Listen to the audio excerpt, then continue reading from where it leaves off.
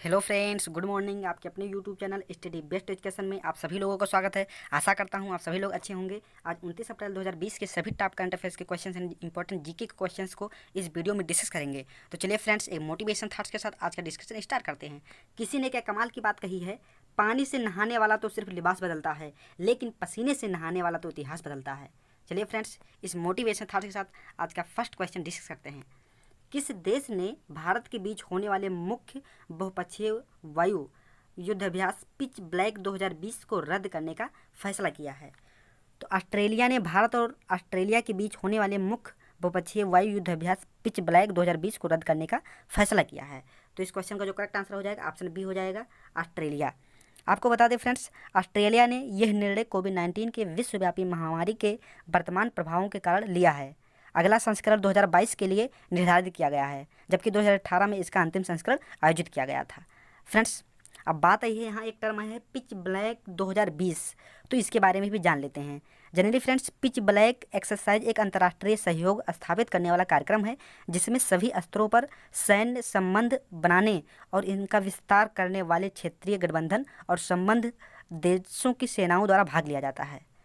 तो यह है पिच ब्लैक 2020। फ्रेंड्स, अब बात आई है ऑस्ट्रेलिया की, तो ऑस्ट्रेलिया से इंपॉर्टेंट फैक्ट को भी जान लेते हैं। कैपिटल कैनबरा है, करेंसी ऑस्ट्रेलियन डॉलर है। अगर एरिया में बात करें तो ऑस्ट्रेलिया 6 पोजीशन पर है। किस पोजीशन पर? 6वें स्थान पर है। और भारत 7वें स्थान पर है। पीएम यहाँ के स्कॉट मॉरिसन जी हैं। और अगर हम बात करें सरकारी तौर पर, ऑस्ट्रेलियाई राष्ट्रमंडल दक्षिणी गोलार्ध के महाद्वीप के अंतर्गत एक देश है, और जो दुनिया का सबसे छोटा महाद्वीप भी है ऑस्ट्रेलिया। और दुनिया का सबसे बड़ा एक मूंगा की चट्टान है, जो कि ऑस्ट्रेलिया के उत्तरी तट पर फैला हुआ है। और फ्रेंड्स, बात करें हम, तो इतने इंपॉर्टेंट क्वेश्चन आप ऑस्ट्रेलिया से ध्यान देंगे। नेक्स्ट क्वेश्चन की ओर बढ़ते हैं। किसके द्वारा लेह और नई दिल्ली में हाइड्रोजन कार और बस लाने के लिए परियोजना का शुभारंभ किया गया है? तो नई दिल्ली में हाइड्रोजन कार और बस लाने के लिए जो नई परियोजना है, यह एनटीपीसी के द्वारा लागू किया गया है, मतलब एनटीपीसी के द्वारा शुरू किया गया है, शुभारंभ किया गया है। ऑप्शन बी करेक्ट आंसर हो जाएगा। आपको बता दें फ्रेंड्स, भारत के सबसे बड़े बिजली उत्पादक national thermal power corporation limited ने लेह और दिल्ली में 10 हाइड्रोजन सेल आधारित इलेक्ट्रिक बसें और कार की बराबर संख्या प्रदान करने के लिए ग्लोबल एक्सप्रेशन ऑफ इंटरेस्ट की घोषणा की है। यह मतलब global expression of interest NTPC की पूर्ण स्वामित्व वाली सहायक कंपनी एनटीपीसी विद्युत व्यापार निगम लिमिटेड द्वारा जारी किया गया है। और इस पहल का मेन ऑब्जेक्ट हाइड्रोजन चालित वाहनों को डिकार्बोनाइजिंग गुणवत्ता चरण में लॉन्च करना है। विभिन्न शहरों में लगभग 90 सार्वजनिक चार्जिंग स्टेशन और फरीदाबाद में ई3 व्हीलर्स के लिए बैटरी चार्जिंग और स्वैपिंग स्टेशन पहले ही चालू किए जा चुके हैं। तो फ्रेंड्स, अगर हम बात करें एनटीपीसी के बारे में, तो फुल फॉर्म एनटीपीसी की क्या होती है? National thermal power corporation. और इसकी स्थापना 7 नवंबर 1975 में की गई थी। और एनटीपीसी का मुख्यालय नई दिल्ली में है। अध्यक्ष और एमडी एनटीपीसी लिमिटेड के गुरदीप सिंह जी हैं। चलिए नेक्स्ट क्वेश्चन की ओर बढ़ते हैं। भारती एयरटेल ने किस कंपनी के साथ मिलकर नेटवर्क क्षमता को बढ़ाने के लिए लगभग $1 बिलियन के सौदे पर हस्ताक्षर किए हैं? तो भारती एयरटेल कंपनी ने नोकिया के साथ मिलकर नेटवर्क क्षमता को बढ़ाने के लिए लगभग $1 बिलियन के सौदे पर हस्ताक्षर किए हैं। तो क्वेश्चन का करेक्ट आंसर ऑप्शन ए हो जाएगा, नोकिया। जनरली फ्रेंड्स, दोनों कंपनियों के द्वारा भारत में 9 सर्किलों में नोकिया के SRAN सॉल्यूशन को स्थापित करने के लिए बहुवर्षीय समझौते पर हस्ताक्षर किए गए हैं। इस $1 बिलियन के सौदे का उद्देश्य भारती एयरटेल के ग्राहकों के अनुभव को बेहतर करने के लिए उन्हें श्रेणी की सबसे उत्तम कनेक्टिविटी प्रदान करना है। अब फ्रेंड्स, अब बात आई है भारती एयरटेल की, तो भारती एयरटेल के प्रेजेंट टाइम में एमडी और सीईओ कौन हैं? गोपाल विट्टल जी हैं। और नोकिया के अध्यक्ष और मुख्य कार्यकारी अधिकारी की बात करें तो राजीव सूरी जी हैं। चलिए नेक्स्ट क्वेश्चन की ओर बढ़ते हैं। कोविड-19 की वजह से किस सरकार ने अब 1 साल तक नौकरियों के लिए नई भर्तियों पर रोक लगा दी है? तो ऐसा करने वाला, मतलब कोविड-19 की वजह से अब तक 1 साल तक कोई भी नौकरियां मतलब नहीं आएंगी, कोई भी भर्तियां नहीं की जाएंगी। तो ऐसा हरियाणा सरकार के द्वारा किया गया है। ऑप्शन सी करेक्ट आंसर हो जाएगा। आपको बता दें फ्रेंड्स, वर्तमान समय में हरियाणा के जो मुख्यमंत्री हैं मनोहर लाल खट्टर जी, उन्होंने ही 27 अप्रैल 2020 को ऐसा ऐलान किया कि अब 1 साल तक नई भर्तियां नहीं की जाएंगी। उन्होंने कहा कि कोरोना के कारण बड़ा आर्थिक संकट पैदा हुआ है, इसलिए ऐसा किया जा रहा है। हरियाणा सरकार ने कोविड-19 में प्रेस रिपोर्टिंग कर रहे भी हाल ही में कार्यकर्ताओं को 10 लाख रुपये का जीवन बीमा मतलब प्रदान करने की भी हरियाणा गवर्नमेंट के द्वारा शुरू की गई है। अब बात आई है हरियाणा की, तो कैपिटल चंडीगढ़ है, सीएम मनोहर लाल खट्टर जी हैं, गवर्नर सत्यदेव नारायण आर्य जी हैं, और इससे पंजाब से 1 नवंबर 1966 कब 1 नवंबर 1966 में पंजाब को डिवाइड करके बनाया गया था। अगर बाउंड्री की बात करें तो हरियाणा जनरली 5 राज्यों से बाउंड्री शेयर करता है, यूपी, राजस्थान, पंजाब, उत्तराखंड और हिमाचल प्रदेश। लेकिन अगर केंद्र शासित दिल्ली को भी शामिल कर लिया जाए तो मतलब टोटल संख्या 6 हो जाती है, 6 के साथ बाउंड्री शेयर करता है। चलिए नेक्स्ट क्वेश्चन पे बढ़ते हैं। कोविड-19 की वजह से किस देश में 50 टाइगर रिजर्व को हाई अलर्ट घोषित कर दिया गया है? तो कोविड-19 की वजह से 50 टाइगर रिजर्व को हाई अलर्ट भारत के द्वारा घोषित किया गया है। ऑप्शन डी करेक्ट आंसर हो जाएगा। अब बात ये आती है फ्रेंड्स, अगर हम बात करें भारत की, तो भारत जो है दुनिया का लगभग 3/4 बाघ वाला देश है, और भारत में बीमार बाघों की देखभाल कर रहे वन कर्मियों की भी दूसरी जानवरों को छूने से पहले जांच की जाएगी।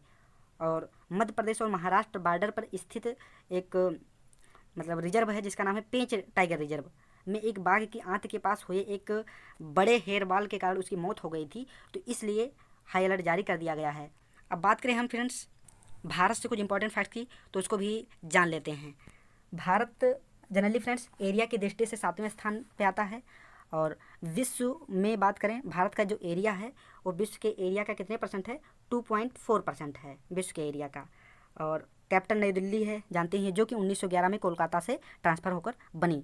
अगर हम कुछ संवैधानिक पदाधिकारी की बात करें तो राष्ट्रपति रामनाथ कोविंद जी हैं, जो कि 14 पोजीशन पर हैं। कौन से? 14वें नंबर के राष्ट्रपति हैं। उपराष्ट्रपति श्री एम वेंकैया नायडू जी 13वें नंबर के उपराष्ट्रपति हैं, और प्रधानमंत्री श्री नरेंद्र मोदी जी ये 15वें नंबर के प्रधानमंत्री हैं। चलिए नेक्स्ट क्वेश्चन को बढ़ते हैं। पाकिस्तान क्रिकेट बोर्ड यानी कि पीसीबी ने क्रिकेटर उमर अकमल को मैच फिक्सिंग में दोषी पाए जाने पर कितने साल का प्रतिबंध लगा दिया है? तो पाकिस्तान क्रिकेट बोर्ड के द्वारा उमर अकमल को 3 साल के लिए मतलब 3 साल के लिए प्रतिबंध लगा दिया गया है उमर अकमल पर। तो ऑप्शन बी करेक्ट आंसर हो जाएगा। जनरली फ्रेंड्स पीसीबी ने उमर अकमल को अनुशासनात्मक पैनल के अध्यक्ष जस्टिस फजल ये मीरन चौहान की ओर से क्रिकेट के सभी फॉर्मेट से 3 साल का प्रतिबंध लगाया गया है। अब बात करें हम कि यह प्रतिबंध क्यों लगाया गया है उनके ऊपर, क्योंकि मतलब उन्हें एक मैच में 2 गेंद छेड़ने के लिए फिक्सर की ओर से 2 लाख अमेरिकी डॉलर की पेशकश की गई थी, और इसलिए इनके ऊपर मतलब ये गेंद छेड़खानी के आरोप में यह प्रतिबंध लगाया गया है।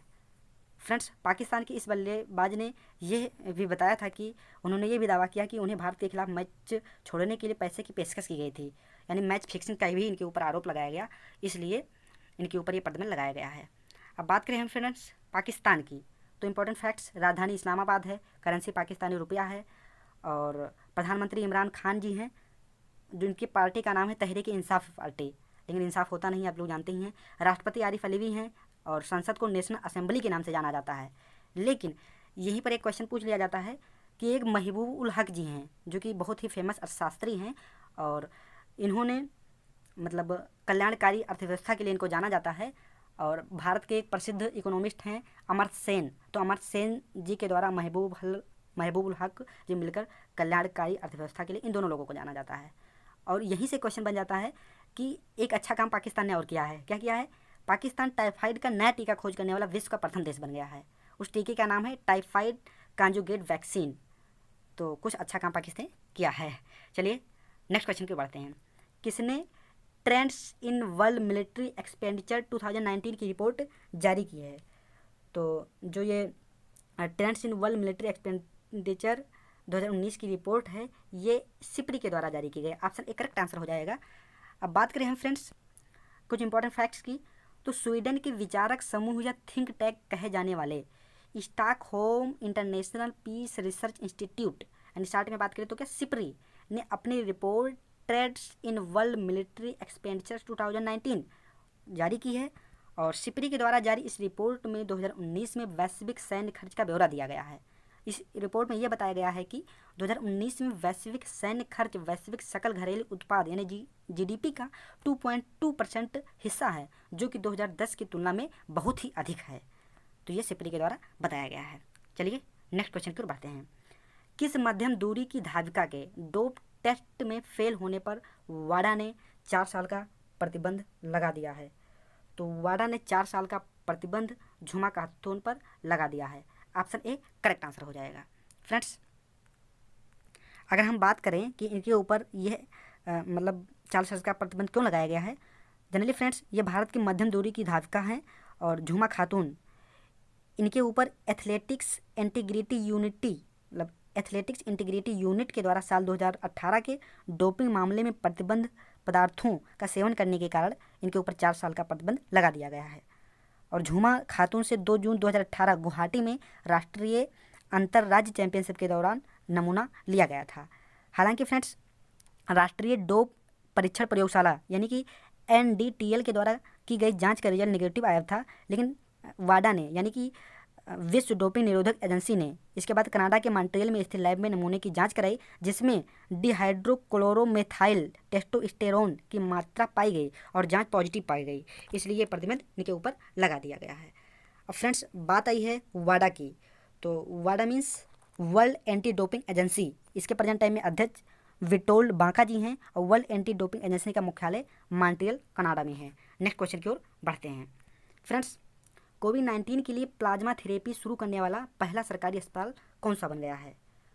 तो कोविड-19 के लिए प्लाज्मा थेरेपी शुरू करने वाला ये उत्तर प्रदेश के लखनऊ में स्थित KGMU king George medical university, यह भारत का पहला सरकारी अस्पताल बन गया है। ऑप्शन ए करेक्ट आंसर हो जाएगा।